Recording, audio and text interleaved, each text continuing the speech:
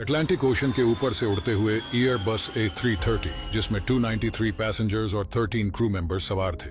इस एरोप्लेन के कैप्टन ने मेडे की कॉल दी। कॉल के चंद मिनट्स बाद ही सिचुएशन खराब हो गई, क्योंकि एरोप्लेन के लेफ्ट इंजन में भी आग लग चुकी थी, जिससे एरोप्लेन की सभी लाइट्स बंद हो चुकी थी और कैबिन का प्रेशर कम होने की वजह से ऑक्सीजन मास्क खोल दिए गए थे।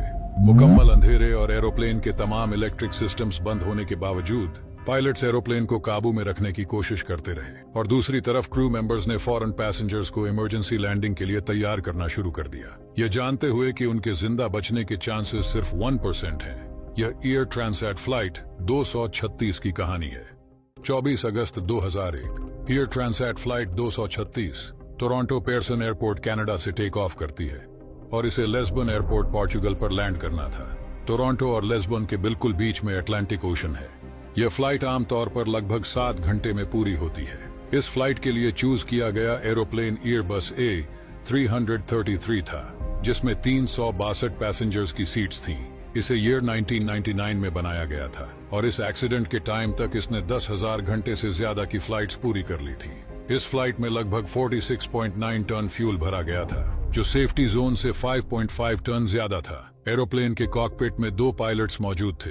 रॉबर्ट पीशे, जो कि 48 इयर्स ओल्ड थे, उनके पास लगभग 17,000 आवर्स का फ्लाइट एक्सपीरियंस था, जिनमें से लगभग 800 आवर्स एयरबस A330 पर थे। उनके साथ फर्स्ट ऑफिसर 28 इयर्स ओल्ड के डर्क डिजैक थे, जिनके पास 4,800 आवर्स का फ्लाइट एक्सपीरियंस था, जिनमें से 386 आवर्स इस एरोप्लेन पर थे। एयर ट्रांजिट फ्लाइट 236 के टेक ऑफ से 4 दिन पहले इसकी प्रॉपर चेकिंग की गई थी। इस चेकअप के दौरान इन्वेस्टिगेशन टीम को एरोप्लेन के ऑयल के फिल्टर में मेटल्स की छोटी छोटी चिप्स मिली, जिससे साफ जाहिर हो रहा था इंजन में कोई बहुत बड़ी प्रॉब्लम है। इन मेटल चिप्स की वजह से टीम ने इंजन को बदलने का फैसला किया। नया इंजन लगाने के बाद टेक्निकल एक्सपर्ट्स ने इंजन का टेस्ट किया और कोई प्रॉब्लम नहीं पाई। इंजन ने ग्राउंड टेस्ट पास किया, जिससे जाहिर होता है कि यह सही तरीके से काम कर रहा है और एरोप्लेन को फ्लाइट के लिए मंजूर कर लिया गया। रात 1 बजे से पहले एयरबस ने टेक ऑफ किया। पायलट ने एरोप्लेन को ईस्ट की तरफ मोड़ दिया, जिससे यह 39,000 फीट की ऊंचाई पर पहुंच गया। टेक ऑफ के पहले कुछ घंटों बिना किसी प्रॉब्लम के गुजरे। यह एक परसकून और मामूल की फ्लाइट थी।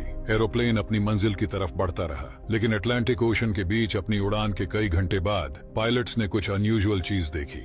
इंजन रीडिंग के लिए सेकेंडरी डिस्प्ले चेक करते समय उन्होंने राइट इंजन के डेटा में अनयूजुअल चीजें देखी। ऑयल का प्रेशर गैर मामूली तौर पर ज्यादा था, जबकि ऑयल का टेम्परेचर और ऑयल की अमाउंट में कमी भी थी। ये वार्निंग्स एक ऐसा मंजर पेश कर रहे थे जिसे पायलट्स फौरी तौर पर नहीं समझ सके। आमतौर पर फ्लाइट के दौरान इंजन के ऑयल का टेम्परेचर बढ़ता है, इसलिए जब पायलट्स ने ऑयल का टेम्परेचर कम होते देखा तो वो परेशान हो गए। उन्होंने प्रॉब्लम तलाश करने के लिए एरोप्लेन में रखे मैनुअल को चेक किया, लेकिन उन्हें ऐसी कोई चीज नहीं मिली जिससे वो इन वार्निंग्स का पता लगा सके। पायलट्स ने इस प्रॉब्लम की खबर अपने मेंटेनेंस कंट्रोल टावर को दी। कंट्रोल टावर में भी बैठे लोग इस प्रॉब्लम की वजह का पता नहीं कर सके। थोड़ी ही देर बाद पायलट्स को एरोप्लेन की सेकेंडरी डिस्प्ले पर एक और एडवाइजरी शो होती है।